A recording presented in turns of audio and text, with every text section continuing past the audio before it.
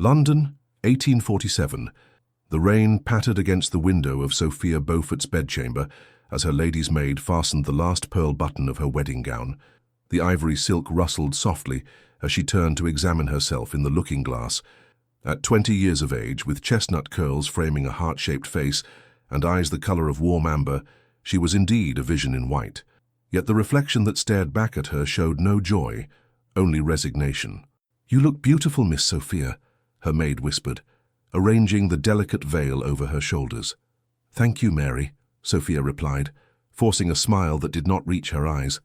"Though I believe you should address me as Your Grace after today." Her father's voice echoed from downstairs.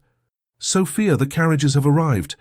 With a deep breath, she gathered her skirts and descended the staircase of Beaufort House, once grand, now showing subtle signs of neglect that only the most discerning eye might notice.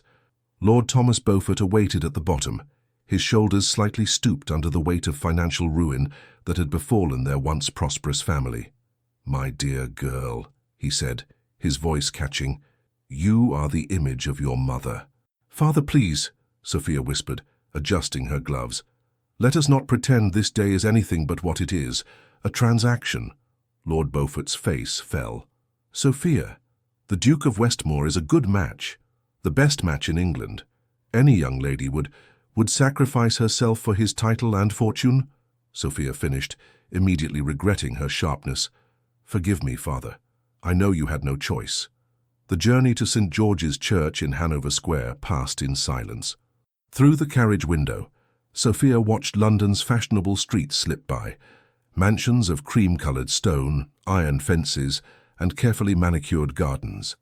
The city bustled with horse-drawn carriages, gentlemen in top hats, and ladies with parasols, all unaware that she was travelling toward a life sentence. The church loomed ahead, its neoclassical facade imposing against the grey spring sky. A crowd had gathered, eager to witness the social event of the season, the marriage of Henry Lancaster, the Duke of Westmoor, London's most eligible bachelor, to the daughter of an impoverished viscount. "Courage, my dear," her father whispered as footmen opened the carriage door. Inside the church, hundreds of candles illuminated the solemn space. Sophia clutched her father's arm as they stood at the entrance, the assembled aristocracy of England turning to witness her arrival. At the altar stood a tall figure, broad-shouldered and imposing in formal black attire. As she walked down the aisle on her father's arm, whispers rippled through the congregation. She kept her eyes fixed on the stone floor, unable to look at the man who was to be her husband, a man she had met only twice, both times in the company of lawyers discussing settlements and contracts. When she finally reached the altar and dared to glance up, her breath caught.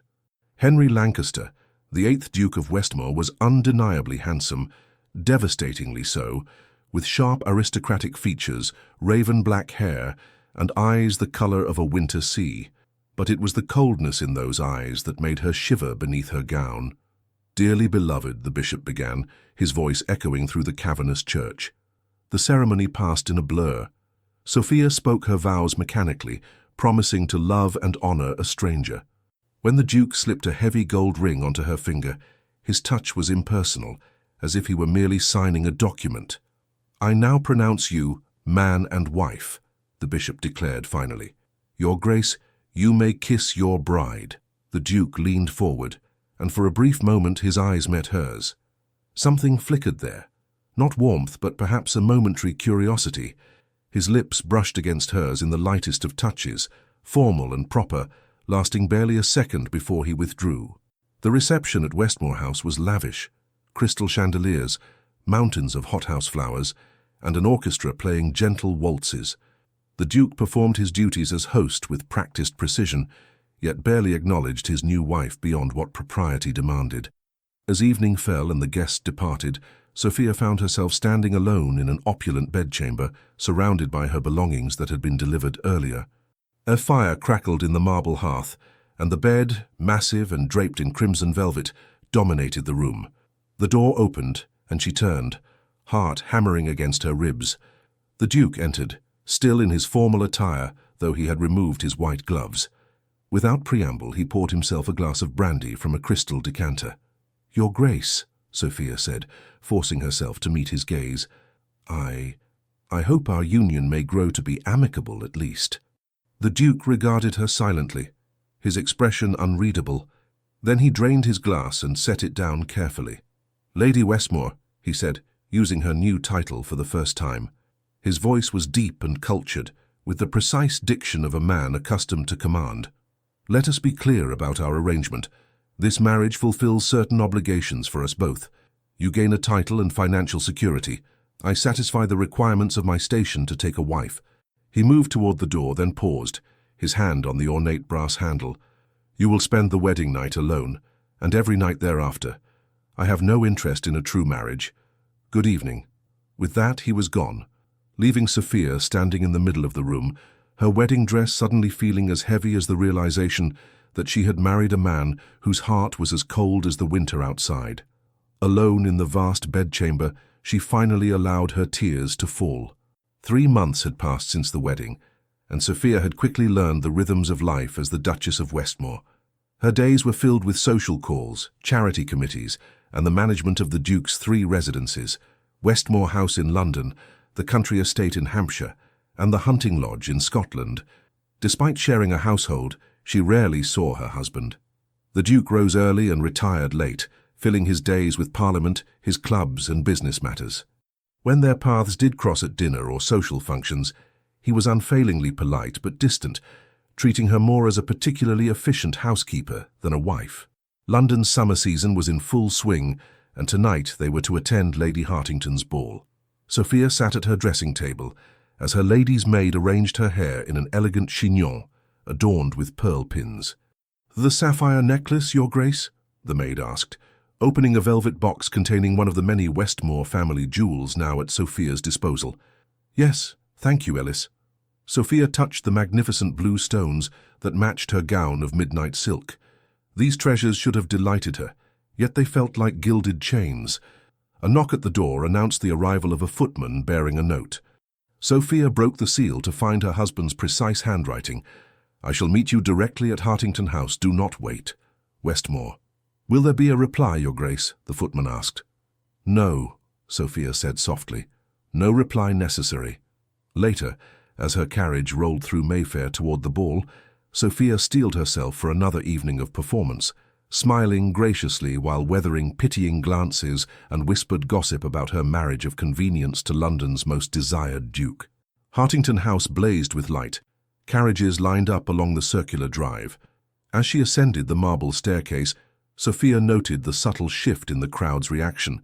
Curtsies a fraction deeper, smiles a touch more ingratiating. Not for her, she knew, but for the title she now carried. "Her Grace, the Duchess of Westmoor," the butler announced as she entered the ballroom. The Duke was nowhere to be seen. Sophia made her way through the crowd, exchanging pleasantries and accepting congratulations that still came months after the wedding. "Your Grace," Lady Caroline Blackwood greeted her with a kiss on both cheeks. At 30, the widow was one of the few women in society who treated Sophia with genuine warmth. "You look positively radiant. Marriage clearly agrees with you." Sophia managed to smile. "You're too kind, Lady Caroline." "And where is your illustrious husband this evening?" "He is to meet me here," Sophia replied, scanning the room, "though I confess I do not see him yet." Lady Caroline linked her arm through Sophia's. "Then you must allow me to introduce you to some friends while you wait. Come." As they circulated through the ballroom, Sophia finally spotted her husband across the room, deep in conversation with the Earl of Montclair. Even from a distance, the Duke commanded attention, his tall figure impeccably dressed, his bearing regal without effort. "Ah, there he is," Lady Caroline said, following Sophia's gaze. "Still the most handsome man in London, wouldn't you agree? Every unmarried lady is green with envy, my dear." If only they knew, Sophia thought, but merely smiled in response. The orchestra struck up a waltz, and couples began to fill the dance floor. Sophia watched from the sidelines, accepting a glass of champagne from a passing footman. "Your Grace." The deep voice behind her made her start. She turned to find her husband standing there, one eyebrow slightly raised. "I believe this is our dance." Without waiting for her response, he extended his hand. Sophia placed her fingers in his, feeling the unexpected warmth of his touch. He led her onto the floor, placing his other hand at her waist with perfect propriety. "I did not expect you to claim a dance, Your Grace," she said as they began to move with the music. "Appearances must be maintained," he replied, guiding her through a turn with effortless skill. "We have been married 3 months. People would talk if we did not dance at least once." "Heaven forbid there should be talk," Sophia murmured. Something that might have been amusement flickered in his eyes. "For you disapprove of society's expectations, Duchess. I merely find it ironic that we must pretend to be a happy couple in public, when in private we are barely acquaintances." The Duke's jaw tightened, but his steps never faltered. "You knew the nature of our arrangement before the wedding." "Did I?" Sophia challenged, emboldened by the privacy afforded by the crowded dance floor. "I knew it was a marriage of convenience, yes, but I did not expect such complete indifference." For a moment, she thought she had gone too far. The Duke's expression darkened, and his grip on her waist tightened imperceptibly. "Indifference is preferable to the alternatives, I assure you," he said finally, his voice low. Before Sophia could ask what he meant, the music ended. The Duke bowed formally, then escorted her from the floor. As they reached the edge of the ballroom, a commotion near the entrance caught their attention.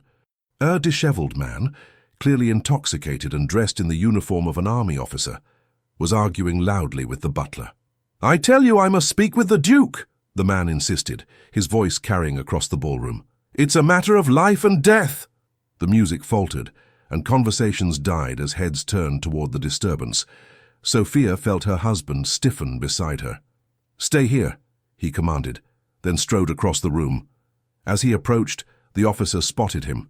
"Westmoor, there you are, you heartless bastard." The Duke reached the man and spoke in a low, intense voice that Sophia couldn't hear.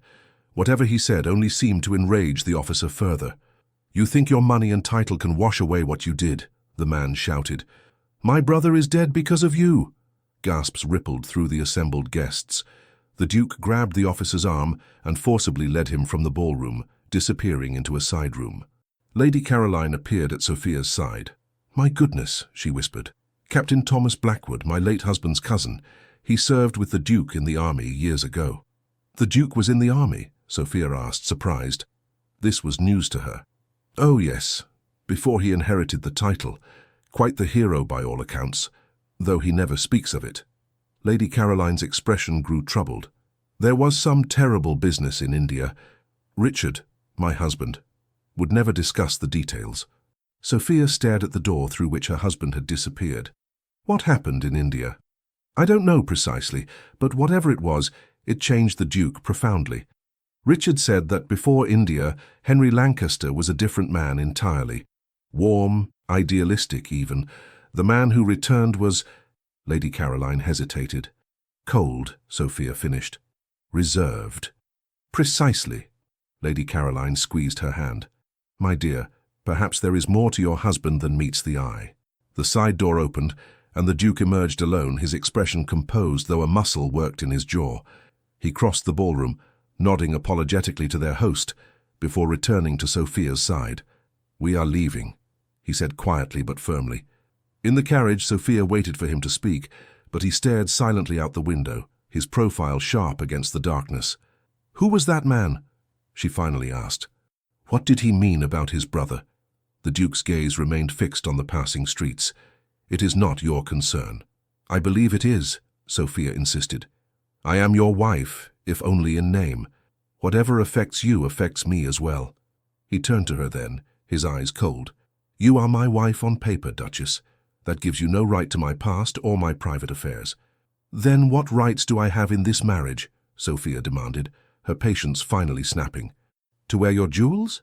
To preside over your dinner table? To be paraded before society as proof of your respectability, while you treat me as nothing more than a convenient ornament?" The Duke stared at her, seemingly taken aback by her outburst. For a moment, something like admiration crossed his features. "You have spirit, Duchess. I had not expected that." "There is much about me you have not troubled yourself to learn, Your Grace." The carriage pulled up to Westmoor House, ending their conversation. The Duke helped her descend, his touch impersonal once more. In the grand entrance hall, he paused at the foot of the staircase. "Captain Blackwood is a troubled man who blames others for his misfortunes," he said abruptly. Pay his accusations no mind. Is that all you have to say? Sophia asked. The Duke hesitated, and for a brief moment, Sophia glimpsed something vulnerable in his expression. A crack in the perfect facade. Good night, Sophia, he said, using her given name for the first time since their wedding day.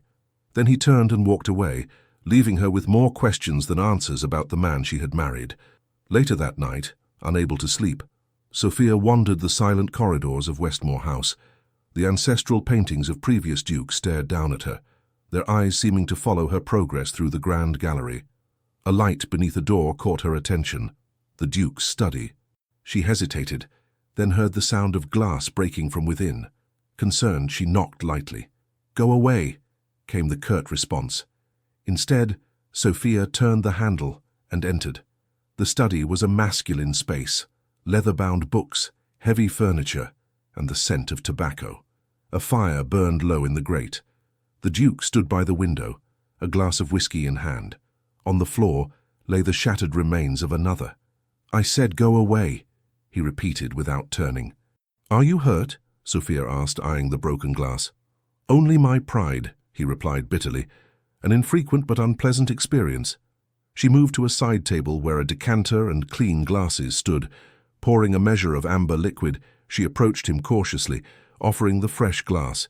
He accepted it with a raised eyebrow. "Do you make a habit of providing spirits to men in dark moods, Duchess?" "Only to husbands who look as though they need them," she replied. A ghost of a smile touched his lips. He gestured to a leather chair, and after a moment's hesitation, Sophia sat. To her surprise, he took the chair opposite, rather than dismissing her. "Captain Blackwood's brother served under my command in India," he said suddenly. "Lieutenant James Blackwood, a good soldier. He died during a skirmish with rebels in '43. Sophia remained silent, afraid that any response might cause him to withdraw again. "The captain believes I could have prevented his brother's death." The Duke stared into his glass. "Perhaps he is right. Is that why you left the army?" Sophia asked gently. He looked up, surprise evident in his expression. "You know about my military service?" "Very little," she admitted. "Lady Caroline mentioned it tonight. She said you were considered quite heroic." The Duke laughed, a harsh sound without humour. "Heroic? Yes, that's the story told in London drawing rooms. The truth is considerably less flattering." He fell silent again, and Sophia thought he would say no more. But then he continued, his voice low and controlled. "I was young and arrogant, convinced of my own invincibility. I led a patrol into territory I had been warned was dangerous. We were ambushed. Blackwood and 3 others died." His knuckles whitened around his glass. "I survived with nothing worse than this." He pulled back his sleeve to reveal a long scar running from wrist to elbow. "You cannot blame yourself for the fortunes of war," Sophia said. "Can I not?" His eyes met hers, intense and troubled. "I was their commanding officer. Their lives were my responsibility. I failed them through pride and recklessness." Understanding dawned on Sophia. "And now you keep everyone at a distance." The Duke stiffened. "I think you presume too much, Duchess." "Do I?" She leaned forward. "You maintain a perfect facade of control and indifference because you fear the consequences of caring too deeply again." He stood abruptly, moving back to the window. "It's late. You should retire." Sophia rose but didn't leave.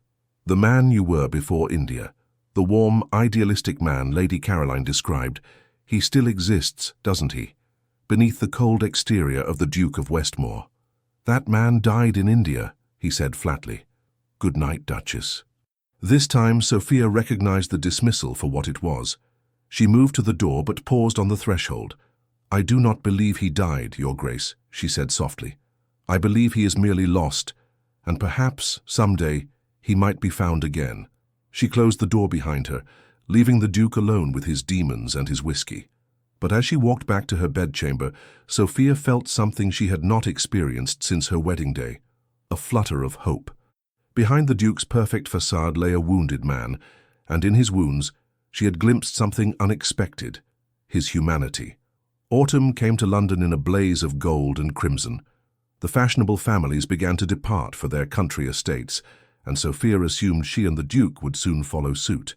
To her surprise, he announced one morning over breakfast, a meal they now occasionally shared in silence, that he would be travelling to Hampshire alone. "You prefer to remain in town?" he asked, not looking up from his correspondence. "I had assumed we would journey to Westmoor Park together," Sophia replied carefully. The Duke set down his letter, his expression unreadable. "I have business matters to attend to that would bore you excessively. It seemed kinder to spare you the tedium." "I see." Sophia sipped her tea, hiding her disappointment. Since the night in his study 3 weeks prior, there had been subtle shifts in their relationship. Not exactly warmth, but perhaps a lessening of coldness. They occasionally exchanged more than perfunctory conversation at dinner, and twice he had escorted her to the theatre, sitting beside her in the Westmoor box without obvious reluctance. "Unless," he said suddenly, "you particularly wish to come." Sophia looked up, startled by the unexpected concession. "I would like to see Westmoor Park. I've heard it's quite beautiful." Something that might have been satisfaction crossed his features. "Very well. We shall leave on Tuesday." The journey to Hampshire took most of a day, their carriage passing through increasingly rural landscapes as London receded behind them. Seated opposite her husband, Sophia watched the countryside unfold, rolling hills dotted with sheep, villages clustered around church spires, forests beginning to shed their summer greenery. "The estate has been in my family for 10 generations, the Duke said unexpectedly, breaking a silence that had lasted nearly an hour. Sophia turned from the window. "It must hold many memories for you." "Indeed." His expression softened slightly. "I spent most of my childhood there. London never felt like home in the same way." "And yet you spend the majority of your time in the city," Sophia observed. "Duty requires it." He straightened his cuffs, a gesture she had come to recognize as a sign of discomfort. "The business of the dukedom does not manage itself. Surely you could delegate some responsibilities." "Perhaps." He regarded her with newfound curiosity. "And what of you, Duchess? Do you prefer town or country?" The question, a personal one rather than practical, surprised her. "The country, I think. Beaufort Manor was modest compared to your estates, but I loved its gardens and the surrounding woods. As a girl, I would spend hours reading beneath an old oak tree by the stream." "You enjoy reading?" he asked, as if this were a novel concept. Sophia couldn't help but smile. "Is that so surprising? Women are permitted intellectual pursuits these days, Your Grace, even in the confines of marriage." To her astonishment, he returned her smile, a brief upturning of lips that transformed his stern features. "Forgive me. I did not mean to imply otherwise. What do you read?" "History, primarily. Poetry. Some novels, though my father considered them frivolous. The library at Westmoor Park is extensive," he said. "You may find it to your liking." It was the closest thing to a personal kindness he had offered, and Sophia felt an unexpected warmth spread through her chest. "Thank you. I look forward to exploring it." Westmoor Park appeared on the horizon as evening approached, a grand Palladian mansion of honey-coloured stone, its windows catching the last golden rays of sunset. Formal gardens stretched before it, and beyond them a lake reflected the fading sky. "It's beautiful," Sophia whispered, as the carriage rolled up the elm-lined drive. The Duke glanced at her, seemingly pleased by her reaction. "Wait until you see it in morning light." The household staff, at least 30 strong, lined up to greet them, headed by Mr. Phillips, the butler, and Mrs. Winters, the housekeeper. They welcomed Sophia with genuine warmth, and she realized with some surprise that her arrival as the new Duchess had been anticipated with excitement rather than trepidation. "We've prepared the Duchess suite, Your Grace," Mrs. Winters told her as they climbed the grand staircase. "It has the finest views of the estate." The suite was magnificent. A sitting room, bedchamber, and dressing room decorated in shades of blue and gold. Fresh flowers filled crystal vases, and a fire crackled invitingly in the marble fireplace. "This was my mother's favorite room," the Duke said from the doorway, startling Sophia, who had not realized he had followed them. "It's lovely," she replied, running her fingers over the delicate silk brocade of a chair. "I'm honored to use it." Mrs. Winters excused herself, leaving them alone. For a moment, neither spoke. Then the Duke cleared his throat.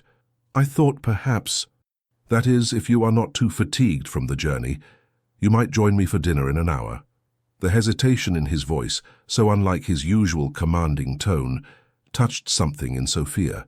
"I would like that very much." He nodded, something like relief crossing his features. "Until then, Duchess." Dinner was served in the smaller of the estate's 2 dining rooms, a room that could still comfortably seat 20, but felt almost intimate with just the 2 of them. The Duke, to Sophia's surprise, proved to be an attentive host, inquiring if the food met her approval and keeping their glasses filled with excellent wine. "Tell me about your childhood here," Sophia said, as they finished the main course. The Duke seemed taken aback by her interest, but after a moment began to speak. He told her of summers spent swimming in the lake, of learning to ride in the estate's paddocks, of hiding from his tutors in the maze of hedges beyond the rose garden. "You sound as though you were quite the handful," Sophia observed, smiling. "I was indeed. My father despaired of me ever becoming a proper heir." His expression clouded briefly.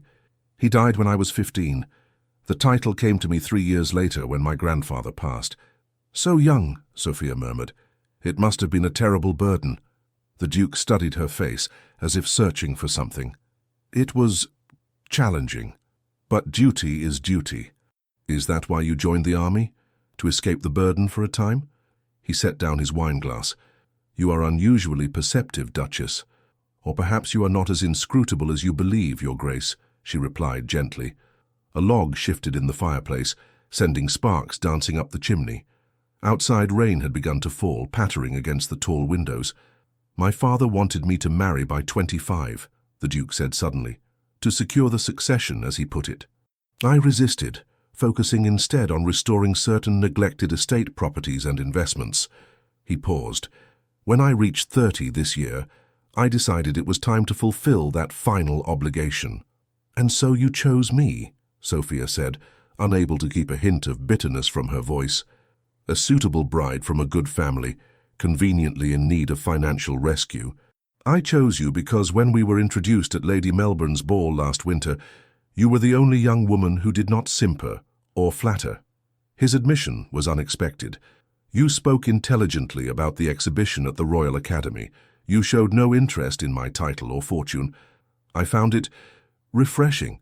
Sophia stared at him. "I had no idea you even remembered that conversation." "I remember more than you might think, Sophia." The use of her given name, spoken softly in the firelit room, created an intimacy that made her heart beat faster. For the first time, she allowed herself to truly look at him, not as the cold, distant Duke, but as a man. His strong features, the intensity of his grey eyes, the way his dark hair curled slightly at his temples. "Why did you tell me I would spend our wedding night alone?" she asked, the wine perhaps making her bolder than she would otherwise have been. "Was I so unappealing?" The Duke's expression darkened. "You misunderstand. It was never a matter of appeal." "Then what was it?" He stood abruptly, moving to the window to watch the rain. "I told you from the beginning, ours is a marriage of convenience. Nothing more. You said that, yes, but you never explained why." Sophia rose as well, approaching him cautiously. "Most men in your position would at least desire an heir." "I have a cousin who can inherit if necessary," he said stiffly. "That doesn't answer my question." He turned to face her, his expression guarded. "What would you have me say, Sophia? That I am incapable of the kind of emotional attachment that should exist between husband and wife? That I learned in India that caring deeply only leads to devastation? That I chose a marriage in name only because it seemed the kindest option for us both?" The raw honesty of his words stunned her. "Henry," she said, using his given name for the first time. "Not all attachments end in pain. In my experience, they do." His voice was low, almost a whisper. "I would not subject anyone to what I have become." "And what is that?" she asked gently. His laugh was bitter. "A man half alive, going through the motions of existence without truly living." Sophia reached out, hesitantly placing her hand on his arm. "Yet I see a man who cares deeply about his estates, his tenants, his responsibilities. A man troubled by the deaths of soldiers under his command years after the fact. Those are not the actions of someone half alive." He looked down at her hand on his sleeve, then slowly covered it with his own. The touch sent a shiver through her.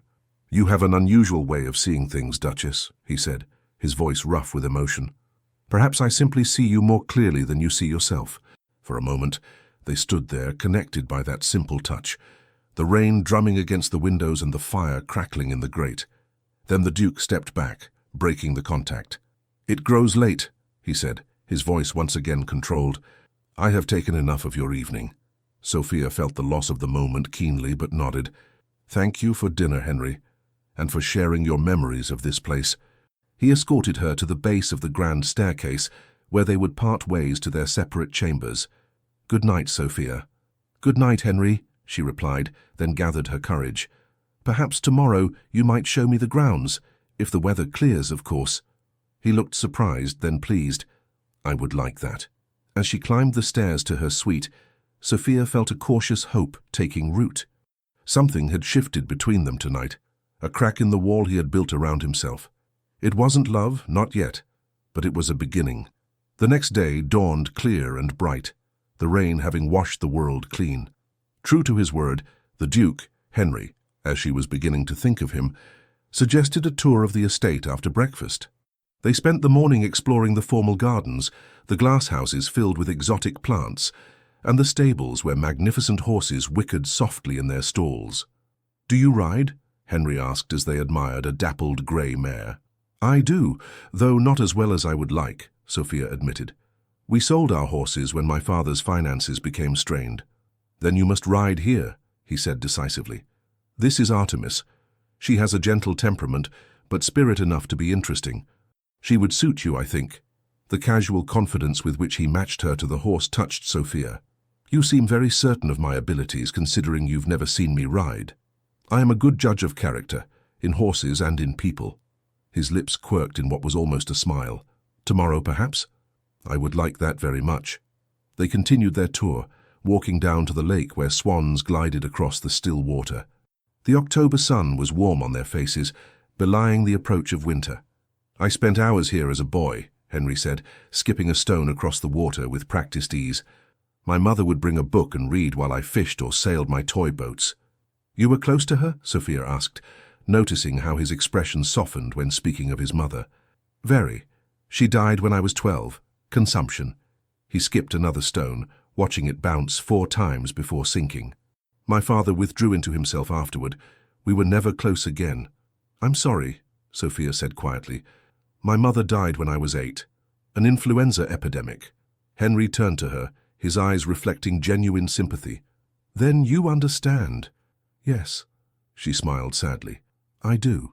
He offered her his arm as they walked back toward the house, a gentlemanly gesture that felt significant in its normalcy. As they strolled through the woods, comfortable silence between them, Sophia realized that for the first time since their wedding, she felt like a true wife rather than an ornamental accessory.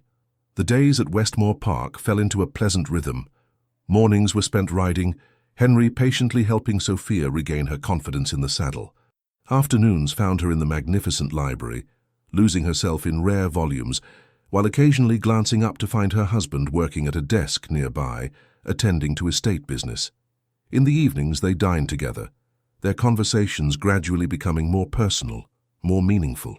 One afternoon, a week into their stay, Sophia was reading in the library when Henry entered, his expression troubled. "Is something wrong?" she asked, setting aside her book. "The tenant farmer has fallen ill," he explained. "His wife sent word asking if I might call. Apparently the local physician is away." "Of course you must go," Sophia said, rising. "Would you like me to accompany you? I have some knowledge of herbal remedies my mother taught me." Henry looked surprised by her offer. "It may be unpleasant. These are simple accommodations, not what you're accustomed to." "I'm hardly as delicate as you seem to believe," Sophia replied with a smile. "Besides, isn't it a duchess's duty to show concern for those under her care?" Something like admiration flickered in his eyes. "Indeed it is. Very well. I'll have the carriage brought around." The tenant's cottage lay at the edge of the estate, a modest structure with a thatched roof and small garden. Smoke curled from the chimney as their carriage approached. Henry helped Sophia descend, his hand lingering on hers a moment longer than necessary. A worried-looking woman greeted them at the door, curtsying deeply. "Your Grace, and her Grace too. Oh, you're too kind to come." "Mrs. Collins," Henry said warmly. "This is my wife, the Duchess. How is Robert faring?" "Poorly, Your Grace. The fever won't break, and his breathing's troubled." She led them inside to a small bedchamber, where a man lay beneath several blankets, his face flushed and sweating. Sophia approached without hesitation, placing a gentle hand on the farmer's forehead. "How long has he been this way?" "3 days, Your Grace," Mrs. Collins replied. "Started with a chill after he was caught in that downpour last week." Henry stood back, watching as Sophia questioned the woman about symptoms and treatments tried thus far. To his evident surprise, she then rolled up her sleeves and set to work, requesting hot water, clean cloths, and various items from the kitchen garden. "Pneumonia, I suspect," she told Henry quietly as Mrs. Collins hurried to fulfill her requests. "My mother treated many such cases among our tenants." For the next hour, Sophia worked steadily, preparing a mustard plaster for the man's chest, brewing a tea of thyme and honey for his throat, and showing Mrs. Collins how to position him to ease his labored breathing. "The fever should break by morning if we're fortunate," she explained to the grateful woman. "Continue with the tea every few hours. I'll send more herbs from the house and the physician will call when he returns." As they walked back to the carriage, Henry studied her with new eyes. "You never mentioned your medical knowledge." Sophia shrugged lightly. "You never asked about my interests or abilities." "A fair rebuke," he acknowledged. "You were remarkable in there. Most ladies of your station would have merely offered sympathy from a safe distance." "My mother believed that privilege carried responsibility," Sophia replied. "She taught me that true nobility lies in service to others, not in titles or wealth." Henry helped her into the carriage, then sat beside her rather than opposite. "A small but significant change. Your mother sounds like a wise woman. I think she would be proud of the daughter she raised."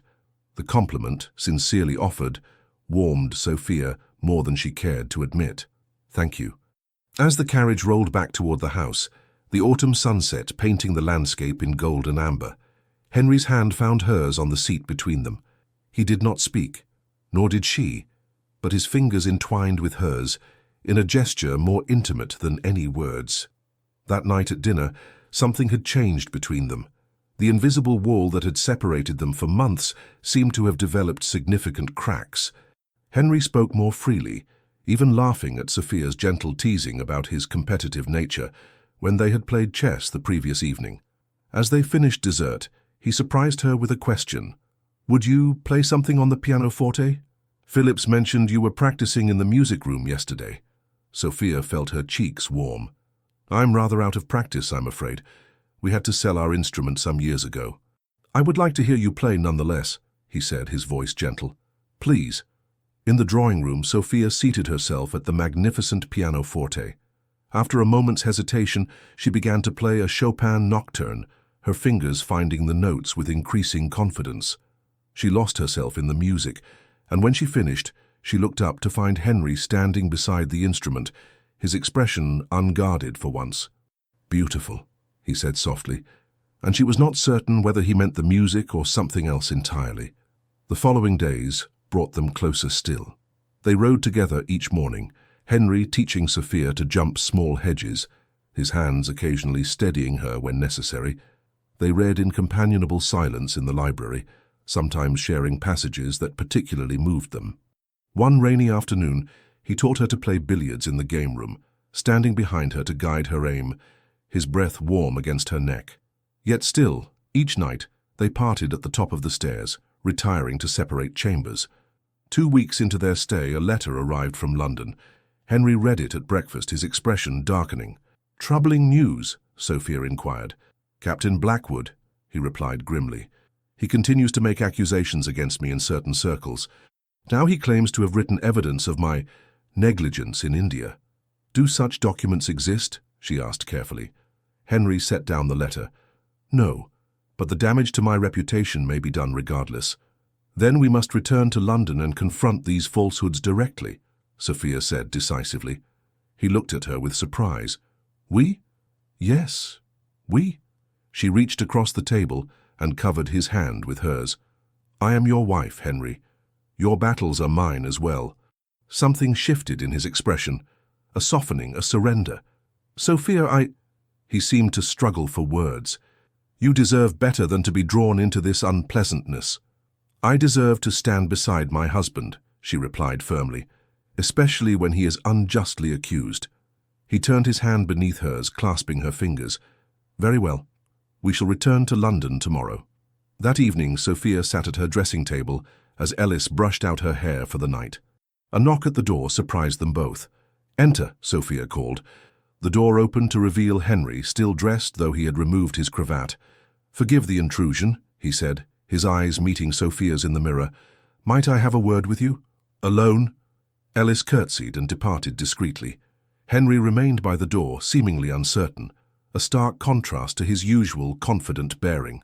"Is something wrong?" Sophia asked, turning on her stool to face him. "No." He took a step into the room. "That is, I wanted to thank you." "For what?"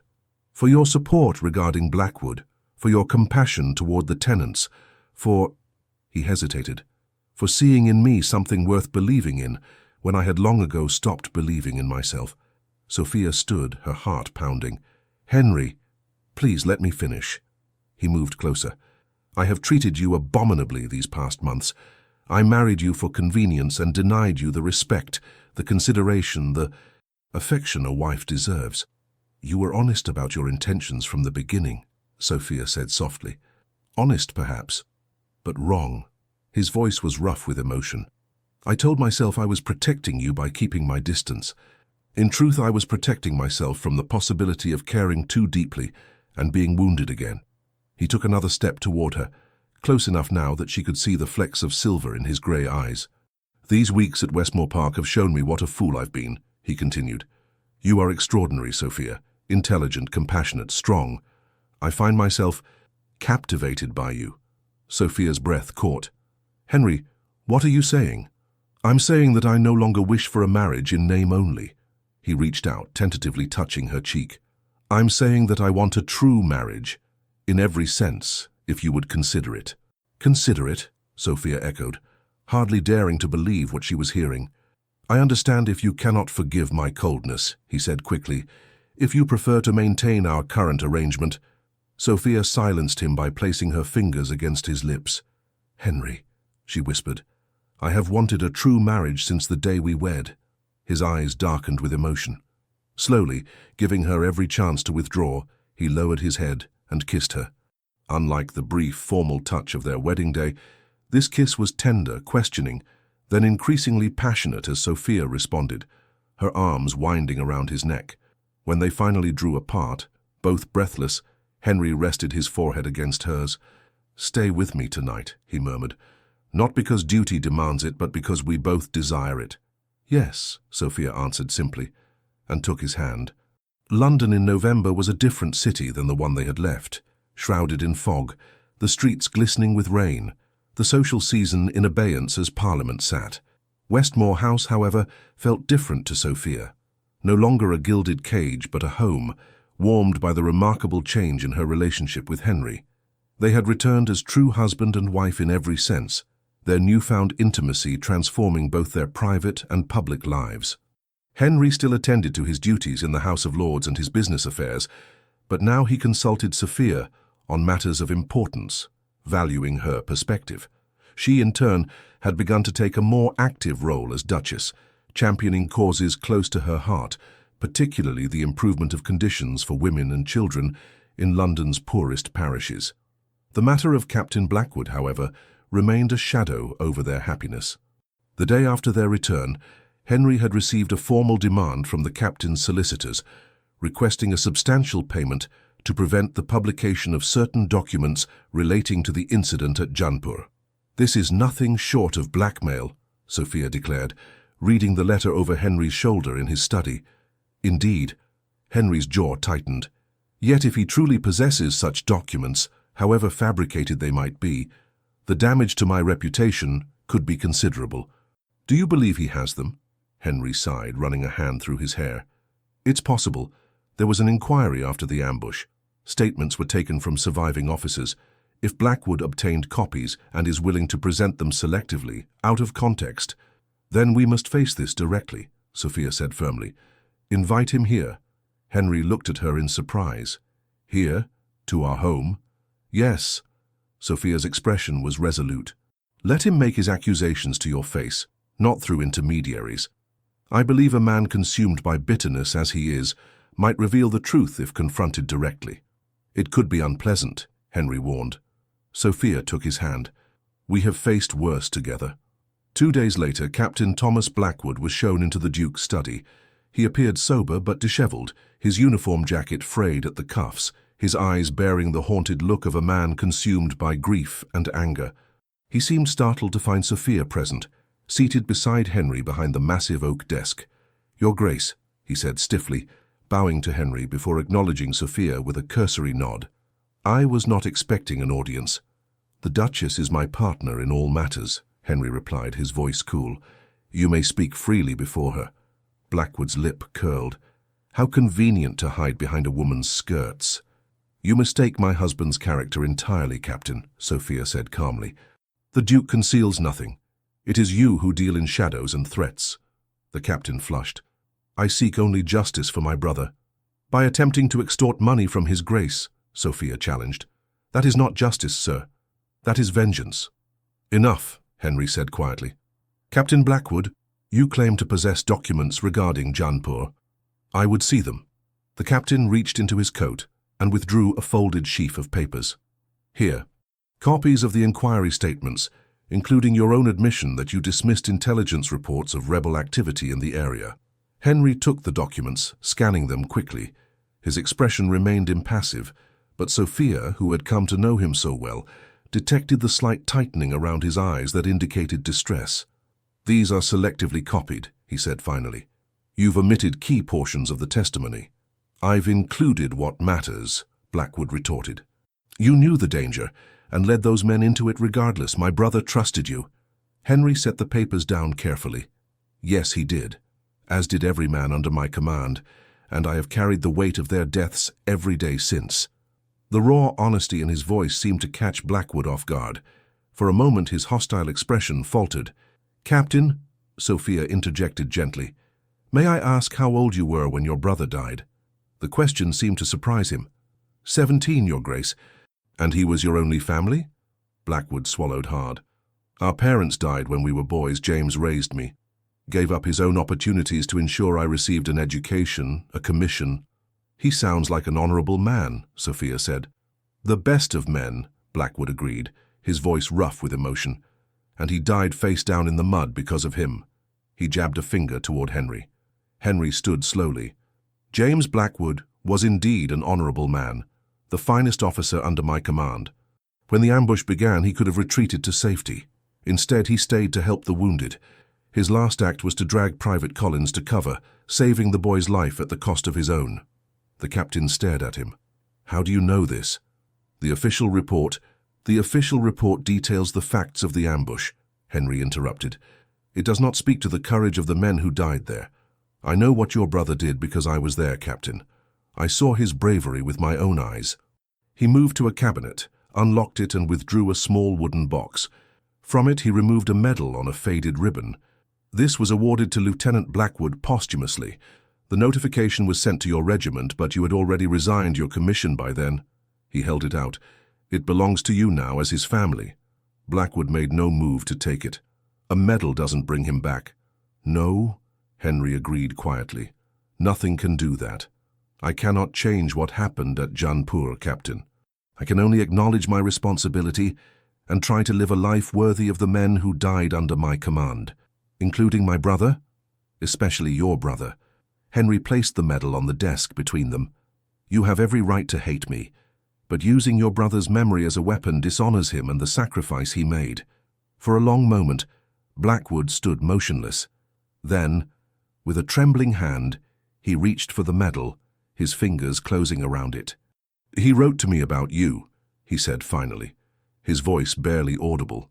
"Said you were different from other officers, that you cared for your men." He looked up, his eyes wet. "I couldn't reconcile that with what happened." "Grief often seeks a target," Sophia said gently. "It's easier to blame than to accept the senselessness of loss." Blackwood nodded slowly, then straightened his shoulders. "The documents," he said, gesturing to the papers on the desk. "They're the only copies. I never intended to publish them, not really. I needed someone to acknowledge what happened, what was lost." Henry extended his hand. "Lieutenant James Blackwood will not be forgotten, Captain. You have my word on that." After a moment's hesitation, Blackwood took the offered hand. "Thank you, Your Grace." He turned to Sophia. And you, Your Grace, for your understanding." When the captain had gone, Sophia moved to Henry's side. He stood by the window, looking out at the grey London sky, his expression pensive. "Are you all right?" she asked softly. He turned to her, his eyes filled with a mixture of relief and lingering sadness. "Thanks to you, I believe I am." He took her hands in his.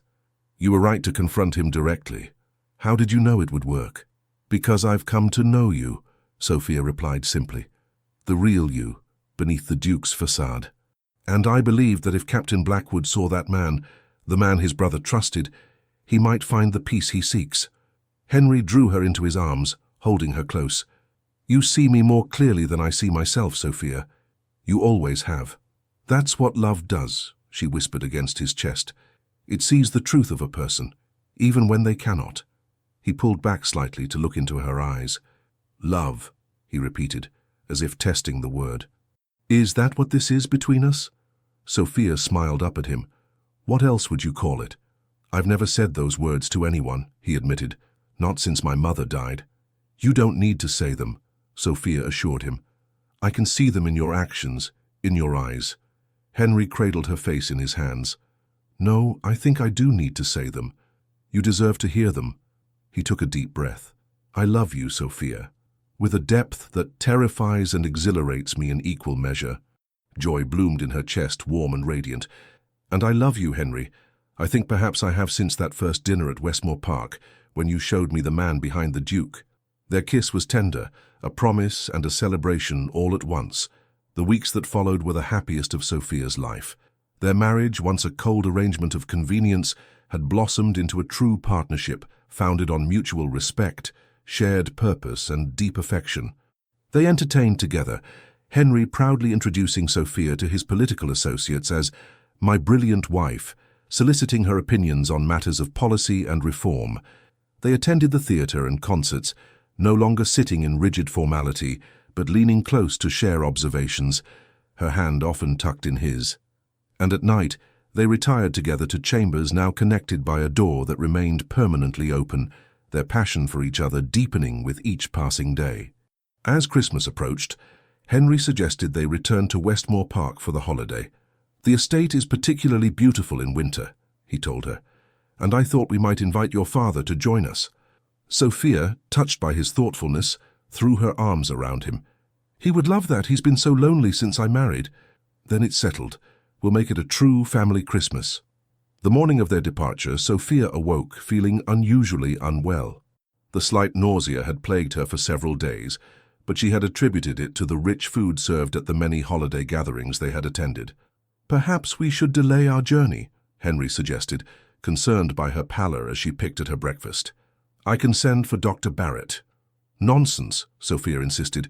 "It's merely a passing indisposition. The country air will do me good."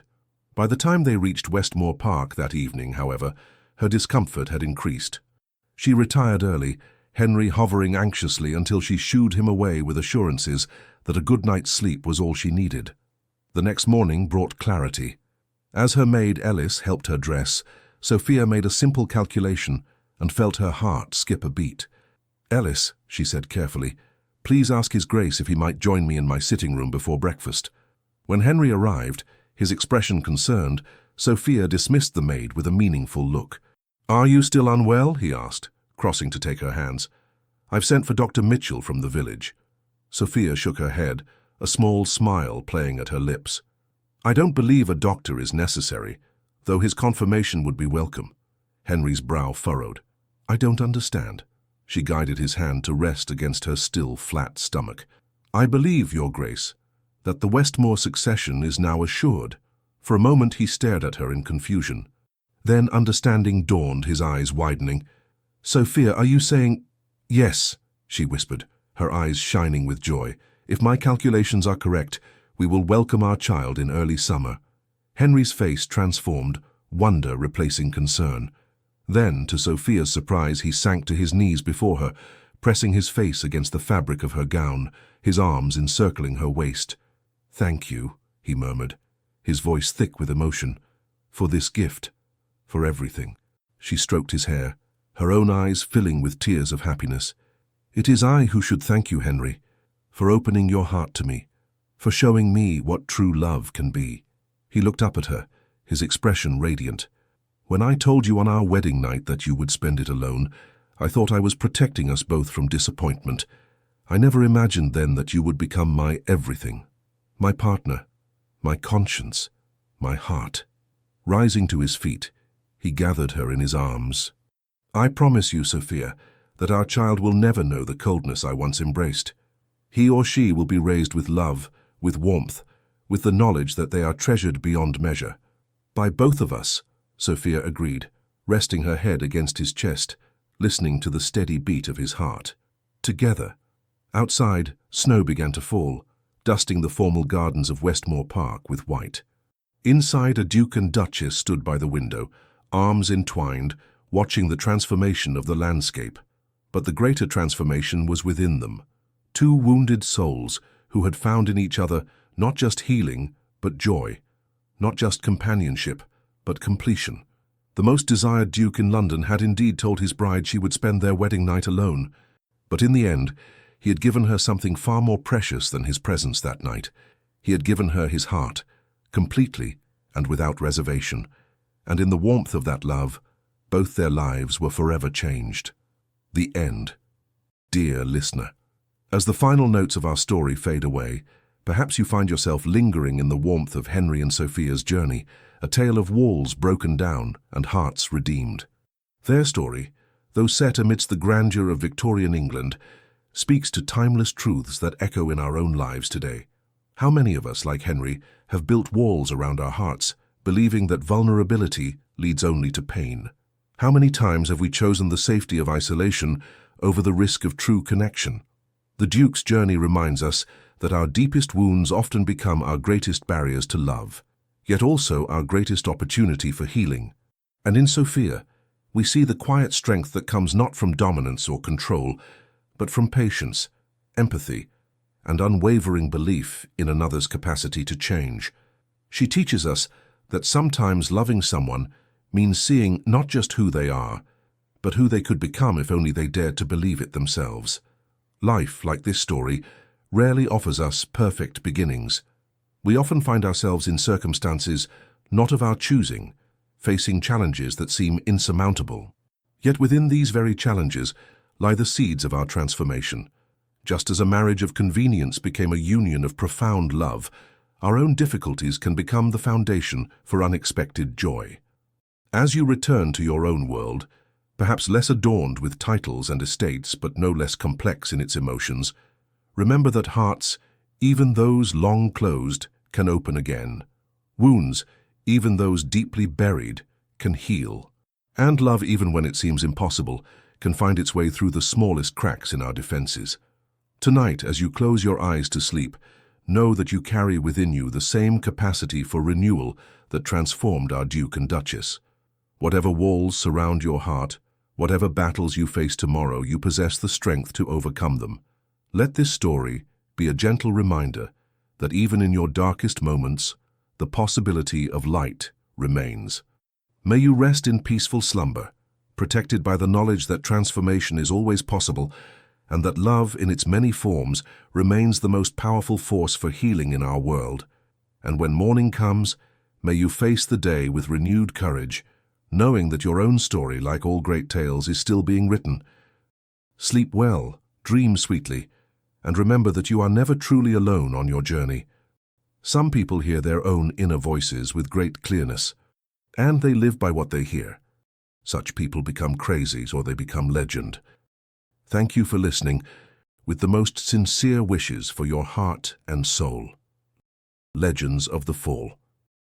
If you felt moved by this tale, please consider subscribing to our channel, liking this video, leaving a kind comment and sharing it with someone who might need a little hope today. Your support means the world to us, and from the bottom of our hearts it inspires us to keep telling stories full of love, redemption, and emotional twists. At the end of this video, another suggested story from our channel will appear. Click on it and be surprised by yet another unforgettable journey.